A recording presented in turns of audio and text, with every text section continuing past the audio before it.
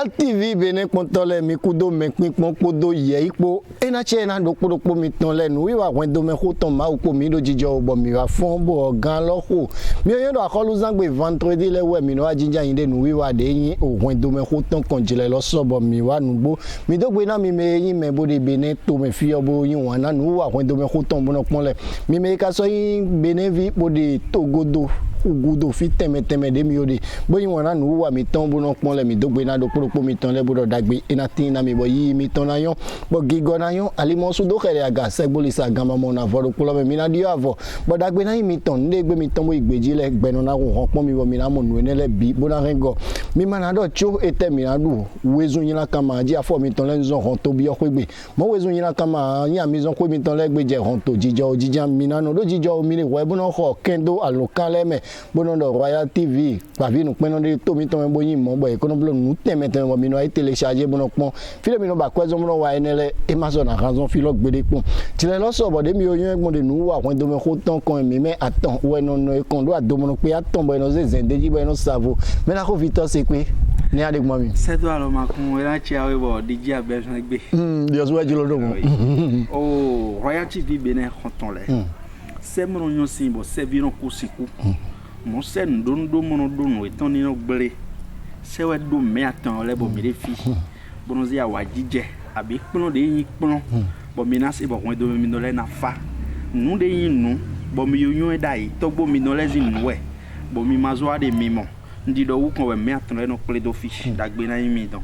to de no se to lo ma ja kuku gbe akla ho poti mi no ma vo na je mo mi ka mi do ma ka so ja fo je gbe Royal TV bene konton le se do alo ma kumbio se wa e kan ena chi awe me la Victor se pe anu edosi no ne mi de gbon o ne kanji o le na so gba ne yo so wa de gbon de de gbon de pon mi de pe awe podo ye gbe ye ton ku kun lo de lo su e wa ton se do me mi ton de yin wa Royal TV bene o pataki nu wa kun do mi ko ton bono pon le ipe wan se do me ne le dio sun gbon ye kan mi me awe le ton ji bo de ndo do eti tengbe do di de mi hodo e mo je ya no bo ache o je ji ho be di on fon kanji bo kun do je o fon kanji when do mi ton fon ganji bo mi wa ji yon nu wa when do me ko ton kon je nu kon we cho mi na i ko ta mi don ji e me la Victor se pe gbe to dagbe de le timbo e Ronaldo bonju ye ton do fo ma o nu bo ba do ma o nu bo ba do to le gba de te fun e gbe to gba fo ne ma to gba fo na ma kabi gbe to de ka mo atita bo gba fo na Hollandais we Jesus no hodo ko e do ma amoro mi wa de chi de gan ko yelo e ma chopo he kunu no e ko do sino no bla ka ka bu no ja fo risco bo so no se de jaka ho to de e ko gbe opin pon we ni a pa me le bo ni a si gbon mo de kamela nu kon gbon na we le bo fi wa ama mo nu jije ele jonjon gbasa fun wa gbasa baba ka don uri bona gbasa lo le nu bo na don do e baba ya bodo ko ame ele mini jon de dan su si sa de doba de pe bo mi le ba ade ko so ya don do aja Sherifat Bada do ni amoro mi le yonu na ezon bo do le chigo aka yan do igbezin asaji wo zo jigbezan e no donc happy birthday day abi na mi do no anglais me no bi yo don de bo bla wo ku do ko pe nu to e no do ku do jigbezan joyeux anniversaire e mo do joyeux non do e mo do joyeux non do répète joyeux joyeux anniversaire no ma joyeux another oh anu Sherifa ni ma do gbe anu wa to bi na gbe nu wa do si no awo no e mi oyun do peto de do fo de ri peto le bono de kunu e don do fo do e mo je nde godo bono do be apope mi wezo ni ndo ni ma te do churu bo de mission amblo ne ko sinjire na we ne de ni mission kan ma de ko ya wa fi wa bre mission kan na ma de ti we ya wa ndo ne do pe nu e don de pete e na du kaka bona he po kucheli aja Sherifa ayon gbe na pon mi le bona pon fi mi ton le na pon ka mi ton go mi ton le bo yi na yon ki go na yon fi mi no ba kwezo mo lo ji no vi mi ton de Royal TV ji le mi an to complete do ko aye fi lo ali lo na na we e aja ho atoma ni vije de aja ho oh viens yon me ko la viens yon me ko la et marié marié kai wo mi agbo ho de lo vila ya agbo ho de na do yen ji we Royal TV bene kontole ena chena mi kota de komina no de tesi azanji ebe mi dogbe na mi me yime bono po mi podo ye ipo le mi yen do gbede me mi le din yon si ma do esu po amo kule ton le wa tin bode tin mo fi de ma yan gaga jiro we amo gle jiro we amo veve de me wi de me kolo de me gbangban de me wuni de me pe ka ji mo e de pe lo su mo jan lo su po do de pe gaga gle veve de ko pe mara de gbede me mi le din agbele ko mo agbegbe ton ino mo yon si buno kun pe yele ba no mi alo na me no mi nu kun ame bo ne wa kaka ino amla yin do gbe me ton ji kun pe lo ma pon Non. Cheko, je vous aime. Dio na kunkwe di kunkwe ko lodo. Kunkwe makpon. Na kunkwe. Inde je mo de ma yon kwe. Ndo fo ne be kunkwe. Dekwe je do makun lo tu de fio. Fo nu ma je meta fio. Ba yi no kunkwe yi lo gba me ton de aliji mo mi alo ame bo ino do kode, mo do mi asun de lo aja yi do kuma kaka bo ina go. Ino aje de lo sun ji bo je adai dagla me fune do yo mla ndo gbedo yo wa do ko me ne bo do ko ne. Bo de do na be ma do khode don de do khona me godo ye no azia fo do sun kan me mo no ho ibe pata do million vine pon aji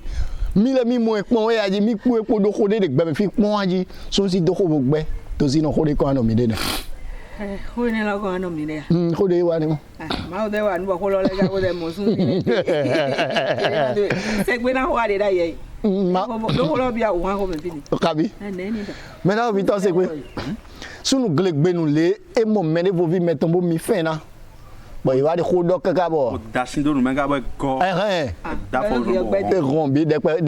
da fo chela me bo do mile mi mo vine ko aji kan lo son ko sigbo e son pete po ko menu bo o ma khore ja kendo mi ko de wa ne ma ya o ma no je akonji gbegbo ma ido e te ga gbegbo ne gbegbo ma ido e ma yin ne ko le bo wa ne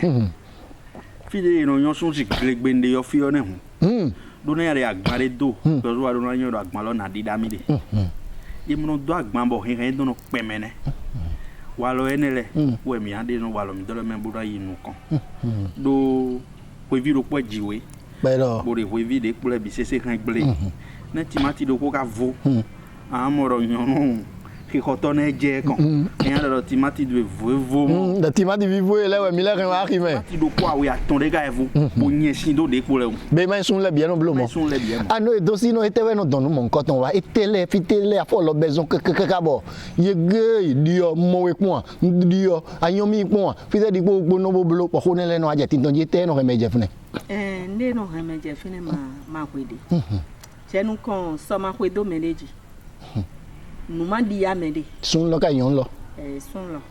o sun si le ho do mi de ma de do are do di nbo awo de emla indo meji yon si je emla indo kwa ma de ma yon ne sun si emla indo meji yon si e mo ho bo egbe so ma kwedo mede e sun si nde wa ma o pe awo no tata de amo bo mele de biblo e jiro yo zubo asun bi emi amaka blo konta bo ze bodo de wo kon do be ni ndo di yo ka iblo tin be wa iton e oti e de zo wa ji ami nu jijiro digan do ye mo be jiro me ye ma odo linle do be e yo joti ni nde u ka be ton bi na yi ye ma odo linle ye ma o le ko idon e tron fine gbigbele gbelegbe galan pa de je mere ton ji we e je fu de je ton ji ba yo fun yo vayu be de ne le bi me ye ma jai ason meton sugbo na wa e blood of future de responsabilité yo vo do mo ye good kolo bi o france gbe me ason de yin ason e da yo do mo no e ma se nene wo do ni ma son de yin ason bo e do na wa ye kon na ason lo wo so e do ko gbogbe wo so e do ko gbogbe nu de le ne le din he na to meje fini nde no do meje fini le ne o me da Victor se pe etele mo no do meje kolokan bo ye na mla ndo me de vo vijibu na no teta o fe tabu mi le mi ma mo e pon gbede o no lo parti egban bo dogban no awewe e ka so po ogan mori dio na do na bezo nyon leji we bo na gbon fi bo na do na gbeto de no yoro mi le nyon si de di pe po do ko de le dai bo no to yin mission yo tu bo no agbe nde le bu no gbe na mi ne le na do na e dio ma si kaka bo gon kari do ko no bo ke je ko no bo ko e no do we nyon le don dega we po sun na do atogwa bo na gbe sun responsable de le de yo yin ye de le bo nyon wenya de no kunta ne sun bo he de po il faut que ani no po sun lo po de gbeji ni no sin aleji de walo de le men du de pepe wa men no gbeji ku to sun lo po we do sun de eyin wa we ado ren lo de le no ren me kwa lo de le po bon alolo we eyin wa na e ka no mo me de vule de gododo me de mo de gododo le we zombo de ano ren do lo zombo e no do awe cho boy ma tronco todo e no flinde ni lo akwaje ko ta sin gande le no aflin allo we no ndile di boy ye tin ko do don ine lo po ene lo wi pon we allo de si mais de no mo godo de le no do awe ba no mon peut-être nous bien dans au demain mais yon met dans les au demain bon comme des mi do ba gbene mi agbo no fi bodu no mi don wo le do de ka bo ko wa ne sun we ne no igodo no anu kon e na gba dogo ina e na gbe passé e na gbe po ko e ton jijo po ka ko e ton kuku po we no ku do ne fi ko e no ku ri e nu do e le nu pon bon e ma vivi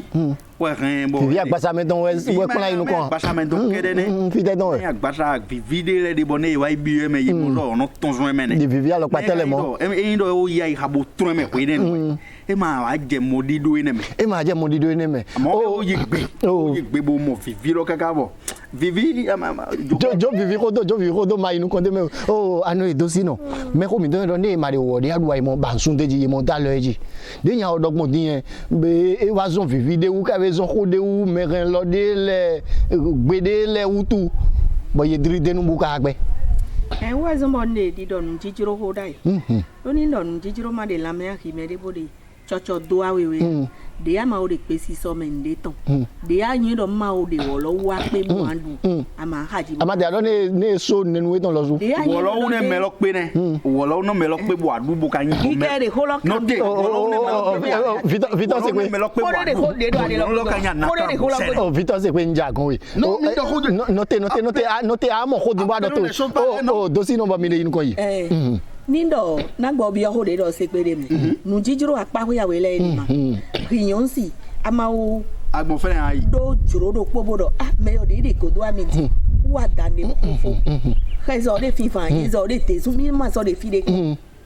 risun si ozu a o me o de go do nje tin de pepe de chigbon mi mla yin o mamla yin do po o ye konsino ho me ma konsino mais il y a dande bo ho fo ne oh dosi no ya de yi do mi de le wo amo nu ku ri akebo de tolo we no do meje fune oh Victor se pe yon de mondialiji le bodo je t'aime wa mi anok bo bo ye wa de ko do ka yim lo ko wa ya da me wutu jan ya ka bi vivi ko de do ade le no so e di ma yan ko de kam yo mi ale Royal TV bene kontole mi to gbe ya do ko mi tole jila de no so bo mi no de do agbaji na fa jile lo e so de nu wa ko do me ko tonji gan lo ko dosi no atelo eje mi si Royal TV bene konton le dondo do propo mi ton le nu wa mi ton agbaji na fa ton de Royal TV wa iplado na o kwendo me ho te ton mi abio kwendo le me bona ze kamura kla ko a o sun si le te bona dodo be ide rio aka igbe budo kwendo to ya tasi activité me ason tele we ka itowe bo adona wari kwendo ene lo me bo kwendo lo ena fa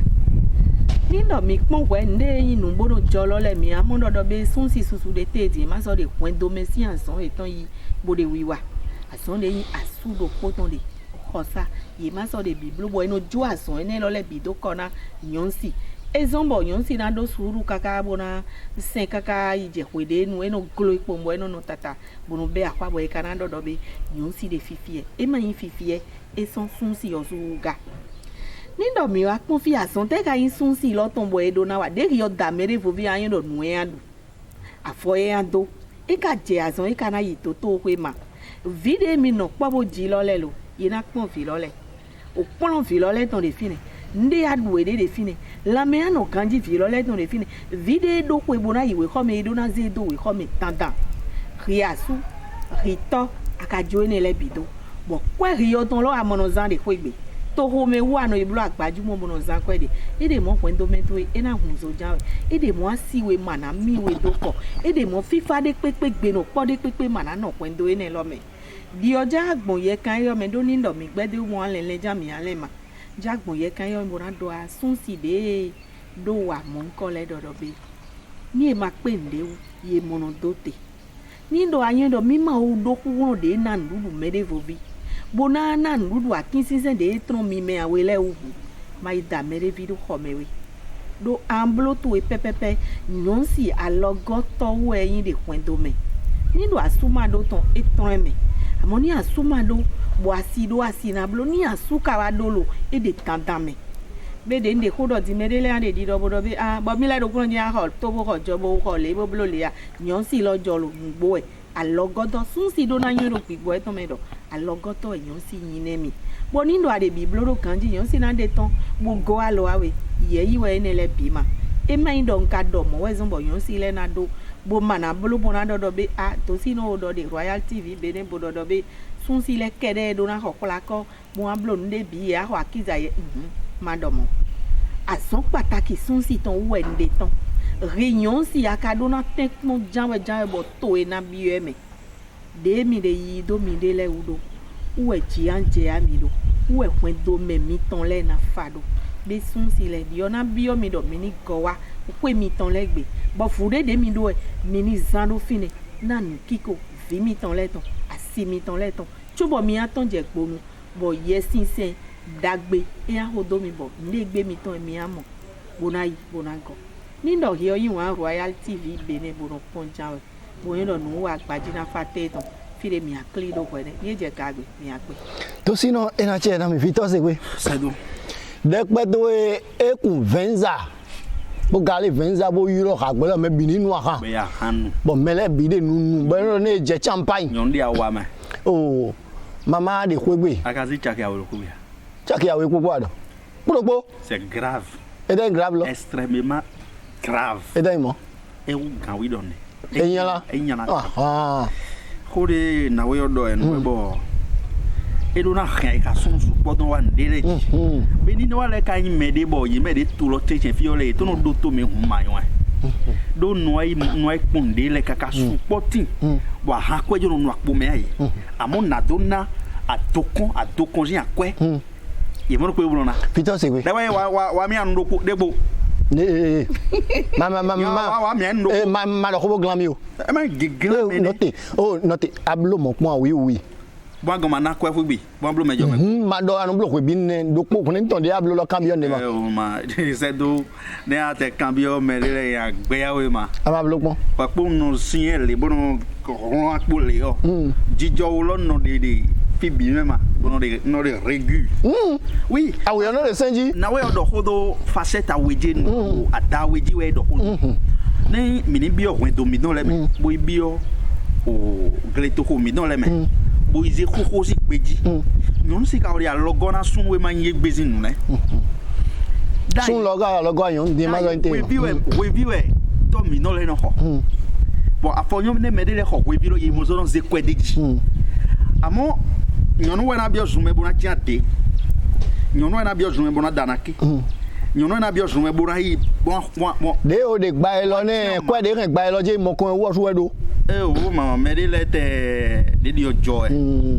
To we no su. e ma piti fi bi Amo mamo we ze kwe boero yaki me boy kholle. ki kwa do e di Takini egboji boy yaki takini we de alo. takini ne ko gba Non, nyon le we da lo ene bi sisi go. Amon kholo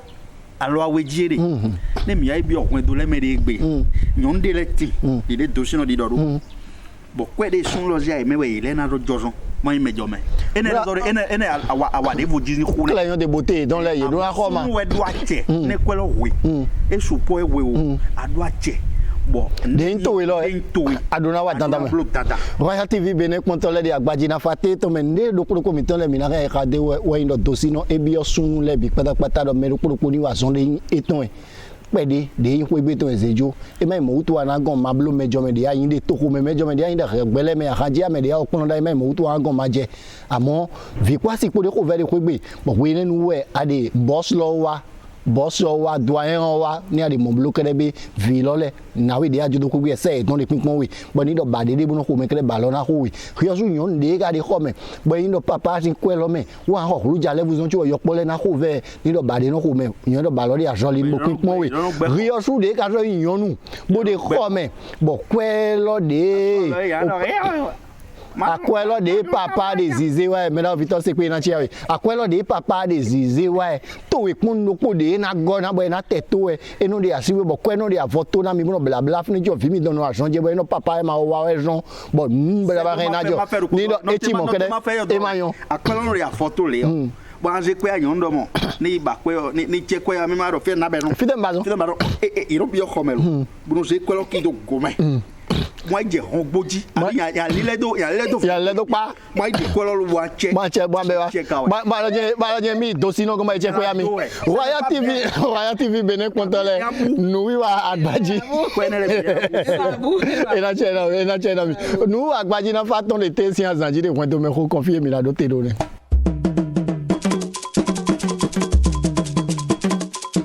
Royal TV Benin kontole ena chena do kuro mi tonle anu dosi no nka hore bi o se pe zan de da ibo e ron aholo ni témoin mi o zum de mi mama nyon si de sun si mi alona le do mi do je ne yin do je fi de mi tron mi fi de mi je ye de mi alona le boy ka do ho boya kle yon de beauté lo yon honenu ka bi meshi de ta we yon honenu bi je kan da ayi mlo do ko vla vo de le do antima c'est quoi bema c'est quoi l'on ta ouais ma sont des adoro big bon fin bon là et ron gada o Léonard et mais do nyon si de sun si mo bo mi alona bije na da mi yero do be ino confine ke mo transfin yeno confine ke ko de bande lo mo ko ke undi ye ka ifine ko ngbe lo bo ho wa ton bo na we wa di mo si afora kon bro je o do dawe de no ko gbe fi lo do dawe mi don lo wo e do ko na mi be fide papa ma ka ton si dagbe go bo gbe de lo le fide no attention ni do e me de pepe ma de tito ni lo me dai nyon si de mi alona bo wo so ma yon melozin to e ma yon le bo imla yin de wa to yen wo sun si de ka mi alo ame ma o moto a hore dai mi ma o do hore je ba ne me be ka mo ke mo sun ye mo ble ne bo tron kan bo ho ka wa be mi awele bi abi ko yi to me ma bo an le kono be me ho ne ga na yi mo fi ye mi awele bi an le pon me la Victor se pe o mi no wa mo de voler bo wa chubo yon lo na wa de dimbo na wa dodo ho yo di meilleur si ho mais de na o tron ko e ton gbe don ma do Victor no ai raji ma gbigbo to no te ma o ka me aton don di o yiro mele nko bo yi don mele o gbe o yiro mele nko bo yi don mele o gbe ko bo ira to ni te tableau ka bo wa do je be o Victor se pe yo na gbo bo kun do ni ji mo ne no wa gbodo o we po nu yo do ajijo inconscience totale ete yiro do mo o nu kuma mo je nu me abi ye sebo ma zegbon ji egbe ni nu bo africain le ko jan wa jan we ne ri po me lo po do ko bo mi ma o do yi si so no me bo ezin we no bo jagan we me ya chon do ndo bo wa gan we di do e no ma wa nene we de ru yo nyon bo ha me aton a jure gbe file de ma do den do ne asonre azon bo gbe no igba ni de ma so den do we ba de kok do nji a ko ba do yo mo do hore do mi de we ku wa togo ko aton bo adike le bo me de sek bo we tata le yo mi o do ko ka je ba de me we bo ye ja me de sek bo gbe bura si vivi gbedon do me de na do mi do die mi ma on se vivi ko po be na ati di o mo do hore mi do ka je mo amone mi do hore ka je mo we ne no bo yo aro ha me aton be gbegble gran pe ye yovo no di voyou ye no ima Victor se pe ete na zo bo sun glegben le na po nyon de pe ko mi la nkan bo nyon lo na de avivi bu na de alodo gba bu na nu bi do cho bi azo funi azan ne gbe ya fi le mi no ma bo sun na je ma bo do mi le gbede ko mi ma o me ton ko ete na zo o yero do ko gon ya ko me yero do amonde na zo ndi do ngudo je nu ko do ne yan nyon bu de ama ndi no yero do fidélité gbeji ni gbeji ni no ma hodo me bo adude you know mowe bo aron bi do dio de fini mais de no do kwa mele bo do mi ma ro engagé pour di poule ko nu bodo ede do ri engagé pour di po jawe abo do me ye mowe ado am fide pepe de ayi aro won itumi bo iblo gbeto mo wa ro do ma mo zen ge wala nu kongo we nyunu mo ho adogo bo no je wala ne di po mi do tinton be na ka gbeje me na plan we ya ma mo finde blo gbeje me we de nu sun ye mo fide bo chowe kaka ba bio hotel de abi ye zewe kwede gbe bo mi no fine bo te do mais son ya commencé ouais Agbede bonado. agbe voilà na we do mo exam de e na o tia ne le bi kule non de le di boy no kase boy no yigbe mo jam me de so di boy so kase boy no mo no ne ka o yigbe asun lo we ne no boro anu mi blo ma do mo de vo ablo boy ka gbon mo we po me lo po amo adogo ne bo se ria sun ne ni sun ne yigbe Beni wo ri di o ko cambio me le fi bon adobe ne rin na zombo sunu rin na gbe bodo je be ezo via vi bo vi run mablo e ko lo ne ma mablo ma yi mi ka e gablo eblo eblo amo mai ni no aje chef le gon ayon de no do ni aje chef le gon bo je 3 yi nu ko ayon de no do tu as fait oui ni agbedo je fait do polo kofo abloa c'est pe noté o PDG Royal TV dans do pour samodi e do ne 60% e yo po vous vire e vi bo ganyin do men bo yin jaguda bo ndo to mele enfant top te me bisite vire radio le non forcer me bo no ya togo de mani me don ne non forcer me ne non bloquement ye moro que e o dia de bloquer dia de bloquer timi ami Deina Marie Elise Gbedo bro ni discipline yon le e o dia de bloquer timi ami ne ko no le non bloquement me da ho ne non bloquement ya san de Lio video. Wa do ka wa ra. Anu to sino. Anu do ye moro ke mi reme pono ko ye. Ne ba yo mo kwa we aton kla mene din ayi gbe ma. Ayi adogo. De mai to ye. Adogo de mai to ye ayi.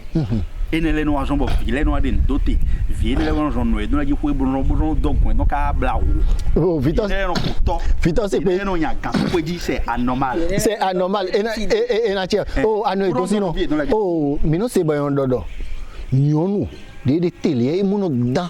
sun de doko ne. Bon ne kono agbon dimbo. E ma do din vile nyonu no ade toni to taka. Jan mi ko jan ko mercredi mi blo. Bon mercredi là de mi tron fune examen donc mi zo yi ko jogon. Bo tron don ba gbon Victor di ko bo wa kwe. Mais non. To sino ne gbon bo eno aton to saka. Dikpo mi po ko do. Dikpo mi po ko do. Do sino dikpo mi po ko do la. Ni ndo ko abi pe le me. Ko lo wulu ne ma. Atron polude. Bo je Victor de. Ko tron Victor de. Oui, do sino. Why so na yon de. Why ka do ko to. Pepe nyon si ozo ni no me de do ko. Amoni ndo ko wa de pe ni le me bi yo. Nyon si na nyon ekpodo. Nyon ekpo vive le do me le we do ko ami de. Chere ne lo me. Ena be o. Je wo ni no asu je ha ba. E ka me de ya ha me de. Wo den me de egbe me de ozu na gbe ma. Do bo wo ozu ma so gba po wo de le mu adodo be mele. Mele o we blo logan. Oh anu e do sino. Na kan ko do po bi mi. E ka rin na zon si sek gbe me fi ton le wo. Do wo su nyon lo e monde wo de me do. Ho yo vidi. Jela we blo ni yo. Jela di e ka keke gle unku. Bo de gbe me ibo pakale. Bo wu podo Justin po e ka o mlan yin do po de sunde wa ime. Justin ka do monto le computer de Justin to e no blo. Bo Justin si no sa galia mele de aviation. Nu jijiro lo ne ma. E kan ya do Justin do ko wa mi mo. Ganji do e mu do be. Ni mi don. Ejo nde ma amoni mi ze wa de oti. Ena konte do kweti nlebi ti le fine. Nu jijiro e ma bo yan ze meri voti ko bozi amede. Ene lebi enu wa de nyako do amede kwere wewe. Ni do e blu ne o do sino ne blu ne bi keke wa je so lobo zan wa je ku we tele mo ina ji. Bóyá ní ìsànwájé kúkú gbé à ń ṣe bọ̀ mẹ́dẹ́lẹ́ náà jẹ̀ dídọ̀jírọ̀ níndọ̀ lọ́wọ́dì àkúnkó káyé tán ìyá jẹ̀ dídọ̀jírọ̀ fìyọ́dì yẹn máa ń mẹ̀lẹ́sìn fi ma. Fìyọ́ máa ń kó yẹ fífi. Máa ń kó yẹ fífi. O àmọ́dọ̀ nàwé lọ́sùn ǹdẹ́ kan wá dé wíwẹ́ bó náà dé nyàkọ́ dóné kàkà bọ̀ é dé tàntàn bọ̀ ẹ̀dùn àndọ̀ kó jọ̀ kó lọ. Àndọ̀ nù kó mẹ́. Òkú ẹ̀ nẹ́nu lò. Ni tẹ́dọ̀ àfi de oyin papa kàyé mama ẹ̀ dé ni tẹ́dọ̀ àfi lọ́ ẹ̀ dé. Fìyọ́ máa ń tọ́ ọ̀pẹ́. Tẹ́gbà àfi lọ́ ẹ̀ dé ne. Wene nwe na ibato ọkùnrin ide amorede nene no yigbon oh inache na mi Royal TV Benin Pontole jile de no so bo mi no wa jete bono de do afagbaji e jile lo e so mi kan ko bi o de bokono ku ton bokono gbeton le bigan o che to la che kle bo do ateji do amaji mi kan ko bi o de fune le bi bokono mi ton to teji mi kan no de tesi asaji Royal TV Benin Pontole no vi sunu yonu de no yin wana gba vi nu pena Royal TV bono pon do smartphone mi no eji abi o mi no pon do o télévision di ozu mi me de Belgique le mi no pon le télévision di be ndo mi bodo egbezin azanji mina do khodo gbegudaji kan ko che bi o do bokoron ko ton podo gbeton po sin agbasa do bokoron ko ton mo di ke bo gbeton mo nya gbeton mo kan de ke bo ko ton mo nya me ko mla jibo ko do bokoron meme bokoron avodo ani vodia du si bodia mi ko mla afalo mina boka do amaloda e mono fon asokle agoko e mono ke be no ko do glesizi to mene mi do to le na se do dagbeji mi do gbeguda do ene be ji rambodo a foto menos si atan kumi dede ne foje jede kumi dede apa kun to kumi dede ne foje jede a foto menos si atan kumi dede ne foje jede kumi dede apa a foto menos foje jede pero una me coñe majulu caro una me coñe majulu ouvido una me coñe majulu assim tu una me coñe majulu kumi dede apa kun to kumi dede oje avodo menos adan kumi dede ne foje jede muda ero gledon che suru ero waka kai boichi awai le boichi bo gledon wa dede bo adu togodo kolu mi mede gbeguda e jole ni izumbu ite pori gbeguda mi na do na we do trolo a te kubo do ko megble legba ye no home bu nu mademe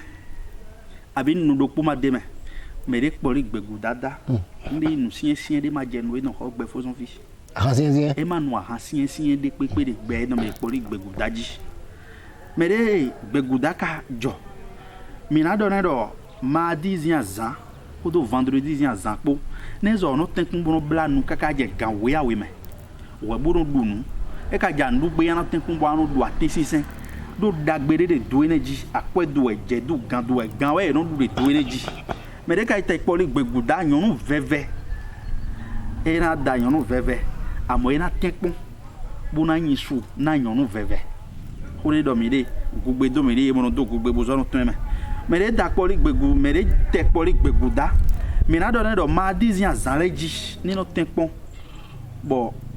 eze moto we a keke we eze a toji agbon de a ni no tempon ne ni no ze do a holwe wa zan ne a zan edon we me de te poli gbeguda mina do me de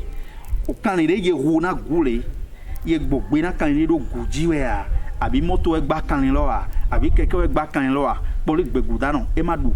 nu mo ngodon poli gbeguda no mina do ne do ena gbon toji wo zo bo ne izume bo mo duwe ne trolo yena sa fore ne yena sa toji hunzi avo yena tempo sa ne e ma mo poli gbeguda no e ma da sa to bo diapa de poli gbeguda ji poli gbeguda no mina do ne do nyonu tan no de fogbele wiwe e khode na bo e tempo bo lo hutane dan we una poli gbeguda no bo nuyon de o duwe donji bo e do do aholu gbe no me bo ka mo kwe bo mo je bo mo gan de gbe no me de poli gbegudaji ogwe no se kodo vodun dodo apo ati vodun tokosu wiwe gbeguda no le na sen bo nanyo na ere ogbe don me de kan poli gbeguda no avodele we na do avo veveve e ma avo veve e na tempon bo yan avo veve zisu e ka ja imlo gbe hun ni tempon lo bono chionu wewe neno chionu wewe bono blind de poli gbegudaji nanyo na eji poli gbeguda no gbe kan de no ja hodo amegbe gbe kan we no do ni aka yin mede bo afon poli gbeguda no fon we pa fo e do na je come ne tekun ni afo e ton te je come ne do e blu ifo bo ma don do mede we bo nusin eni na zo bo gbezan no na fa do aja hodo we sitonji ayo hologa do we sitonji ye mede gbeguda no le no tin bo su po dako bo mi na do ri o gbegudaji B 96 54 39 45 61 66 93 43 61 66 93 43 ne mi yiro mi de po mi na do na mi de nebo be gbeguda no le jiwe mi do kure gbe e kana tenpon bona de ahwane adoro po mezi ahwane bo na safo de jina e bo na no ko e don gbe do na yin dada poli gbeguda no e do na yin ahwane dandan do ahwane yin to mo no han po dedewe ahwane yin to no wa ba ahwane no jigbare ko e don gbe Royal TV Benin honton le vendredi de jane ma o chomi jan we mi na zo mo mi de jijo o me be e vendredi mera Victor se pe ina che no anu e to si no poli gbeguda no le sin duweje atejirete Oran ti ye ga bonde na gba ko ya yin mi ò na gba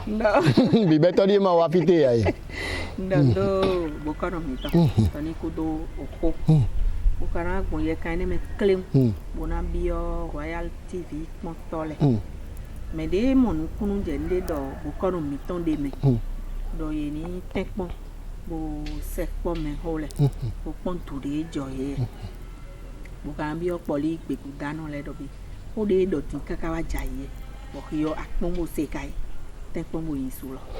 tekpon bo yin su lo ko lo ma ku gan mo ton si se eponte run avant si sa poli gbe ku dano le mi do suru de gbe mi ton me kele de epo le bi patapata o vo si sa klem le we de me bo mi don sekpo me yin nyon wa to le kele na blo mi bo dagbe ina tina mi de gbe mi ton me ba holu du de do mi mi na yin a holu de o gbe mi ton me jele de no so bo mi no do alote na nu wi wa de yin afagbaji e jele lo eso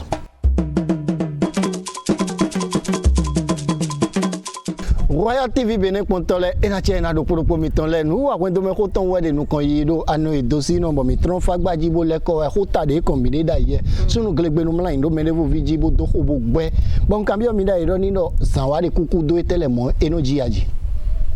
bon ko do de sande ti jona so gbando ndo ko do be ne no ji lo le ma po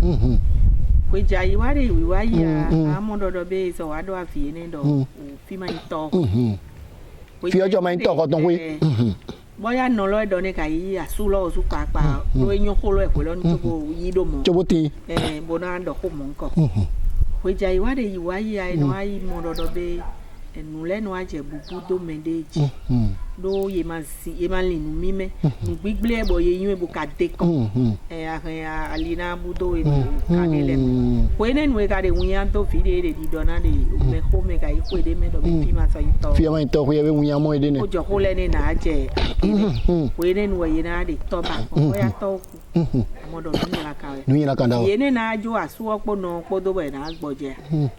o kan bi o be ko kede na ton ne me na Victor se pe vide yeze mo bo fi o ma to kwe bo ka ba to pon na ka ba egbo do yin glo na ze bo isa bo yeze poko ne no bo glindo fide e wa de susu din ka se wa yin kun pon vi mo nko ton bo e wa de ministre wa me mo de e wa de play dans les roi me wa mo de ka honorable le député roi me de papa de ka gbe ko da ye e rin na do ici mettre c'est mon enfant Viché ouais nous non c'est moi rien de moi oh non papa accepté oh tomano pour les vins vino kere we do ache tirando do meli 8 mois to go ye do vino do mo hone nu mi do ko igban ton ni wa ye wa bodo je o mo ko afi mi ton bo nya lo je ma bodo we ko me mi de mi ale terminal mi ton di bo ya do mi do ko wa ji bo ye do ko ne ka bo ye ko na o lo so me o vidéo aí je don ni mo wa sortie victorieuse en gbeto tadagbe no vino lo yen aro go ho kan bi o ho ine ma na vino gbero ma remi ji vi mi no na abonde pepe do ne di oyin mi ne so ho ine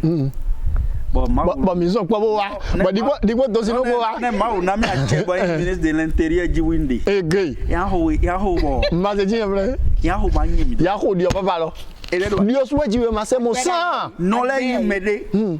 ne vino le ache do ya gba le video egon ne wa na ho gbe ho an do vino le on vie do le bi agbo emo ndi ama wa bro ki lo na yinu be bi bro do afile video yo do mo na hwe ne nu be sisi we do bo awa do ta fule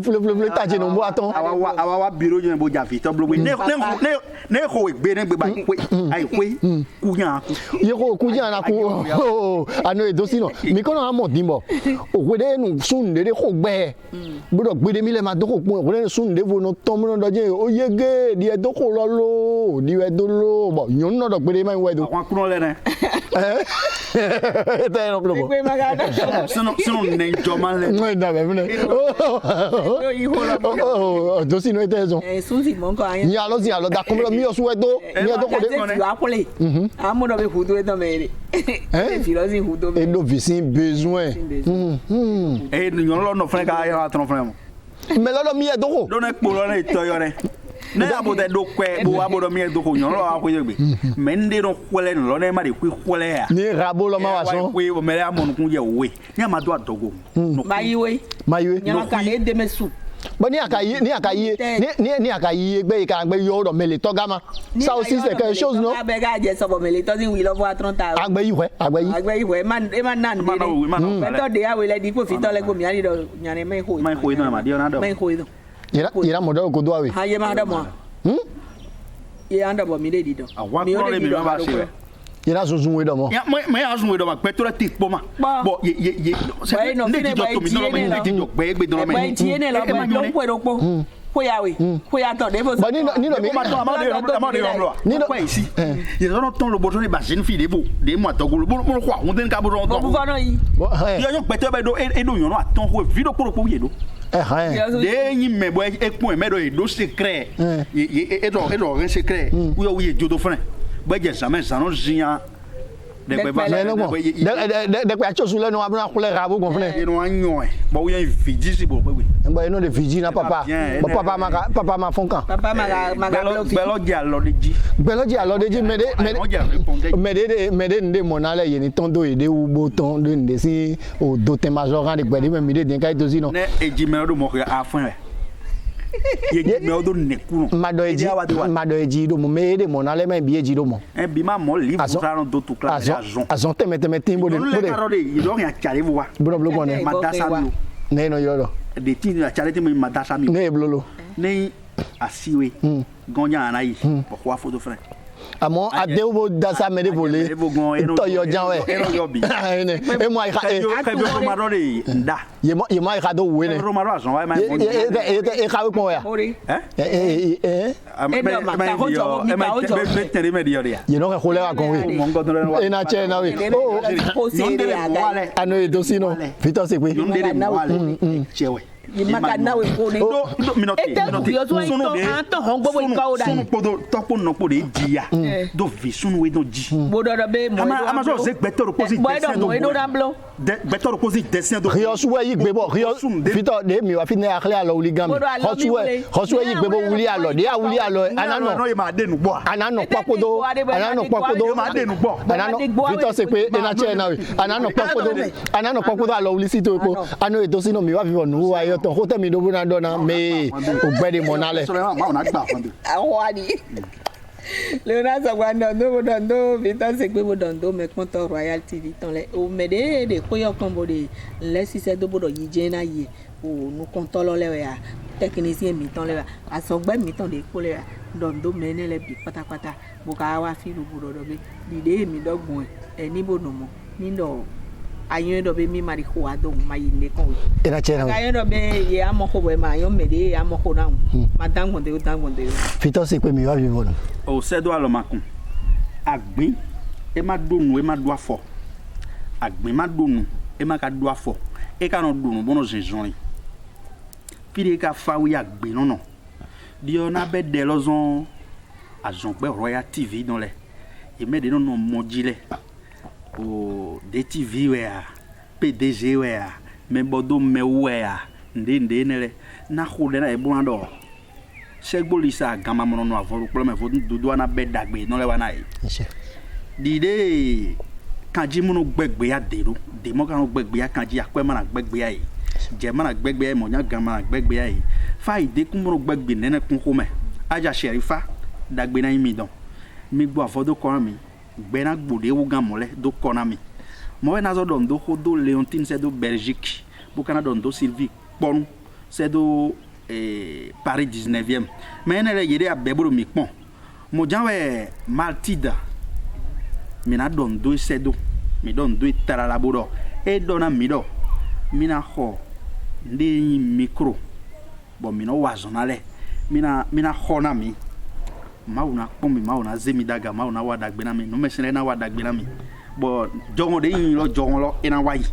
bo dagbe na yin mi don Royal TV bene pontole ena chena do podo mi ton le mi kudo me pinpon podo ye ipo mi renu wa te ton wa vivon mi dogbe na do podo mi ton mi me yin me bodi agewaji huwaji wezeten we hoten bono pon mi le mi dogbe na mi aja sherifa te na chena mi me dagbe mati de ena chena mi osudo apa de mi dona mi enu ku mi ton de ali bo gbeno na ngon pon mi bo fide mi le bodo mi na zezon bona wa na Royal TV filo e ma so na gble pon gbede mi me yin me bodi Royal TV jile me bi no pon bodo gbe na mi gande pa chena kwe e ole ye le gbavi lo godo don eno no bono de kan le don ya de simo de don ya mi yon bono don de ya mi yon me bo de fe do no poji iwe zombo ni ole ede hungbe po gangbe po je mi dogbe na elo sule bodo nuyen lo e ma so na vozon